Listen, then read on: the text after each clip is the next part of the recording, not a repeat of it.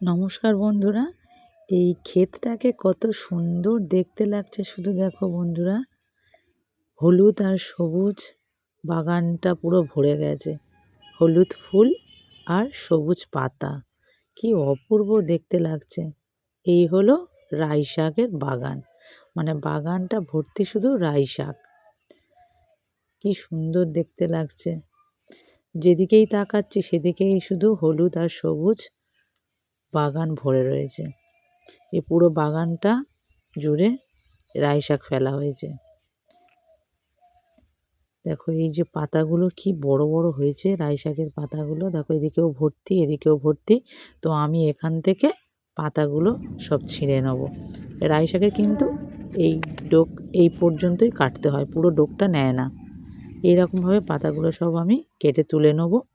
দেখো এদিকেও কত হয়ে রয়েছে, বাগানটা জুড়ে পুরো রাই শাকে ভরে গেছে। খুব ভালো লাগছে দেখতে। এই রাই শাক মানে যে সর্ষে আমরা খাই, সেই সর্ষে গাছ। এই সর্ষে কিন্তু আবার ভাঙিয়ে সর্ষের তেল করা হবে। যখন শুঁটিগুলো বড় বড় হবে, এই শুঁটিগুলো শুকিয়ে গেলে তুলে নিয়ে ভাঙিয়ে তেল করা হবে। তো দেখো আমি এই রাই শাকগুলো তুলে নিয়েছি বন্ধুরা, এই কটাই তুলেছি, বেশি তুলিনি। তো কত সুন্দর লাগছে পাতাটা, বড় চওড়া পাতা, কি সুন্দর রাই শাকটা দেখতে, দেখতেই পাচ্ছ।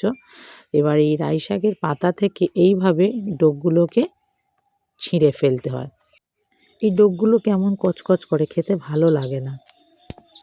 ছিঁড়ে এইভাবে করে দুটো হাত দিয়ে টানলেই ছিঁড়ে ফেলা যায়, কোনো অসুবিধা হয় না, একদম নরম, কোনো শক্ত নয়।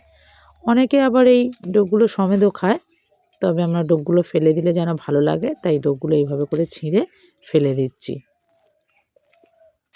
সব পাতাগুলো আমি এইভাবে করে ডোকগুলো ছাড়িয়ে ছাড়িয়ে, দেখো এইভাবে ডোকগুলো ছাড়িয়ে ছাড়িয়ে ফেলে দিয়ে পাতাগুলো সব এইভাবে পরিষ্কার করে নিয়ে নিয়েছি।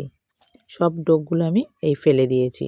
পাতাগুলো এবার আমি এইভাবে করে ধরে দু হাতে গুছিয়ে নিয়ে সুন্দর করে মাঝখান থেকে একটা এইভাবে করে ছেয়ে দিয়ে নেব।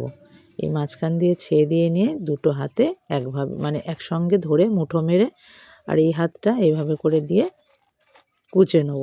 একটু পাতলা পাতলা করে কুচবো, মানে একটু ধুলো ধুলো করে কুচবো, বেশি ধুলো কুচিনি। দেখো এইভাবে করে আমি কুচিয়ে নিয়ে পুকুরের জলে ভালো করে ধুয়ে নিলাম। দুটো লঙ্কা ভেজে নিয়েছি, 6-8টা রসুন থেঁতো করে নিয়েছি, নিয়ে তেলের ওপর দিয়ে দিয়েছি। বেশি ভাজবো না, রসুনটাকে একটু নাড়াচাড়া করে নিয়ে এর ওপর পেঁয়াজ কুচোনো দিয়ে দিলাম।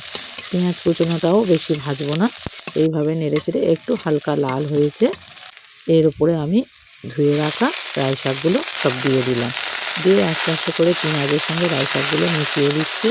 দিয়ে এইভাবে চাপা দিয়ে একটু নেড়ে চেড়ে, দেখো এখন একটু জল জল আছে, আর পেঁয়াজগুলো কিন্তু খুব লাল লাল হয়ে যায়নি, আস্তে আস্তে ভাজতে ভাজতে ভাজা হয়ে যাবে।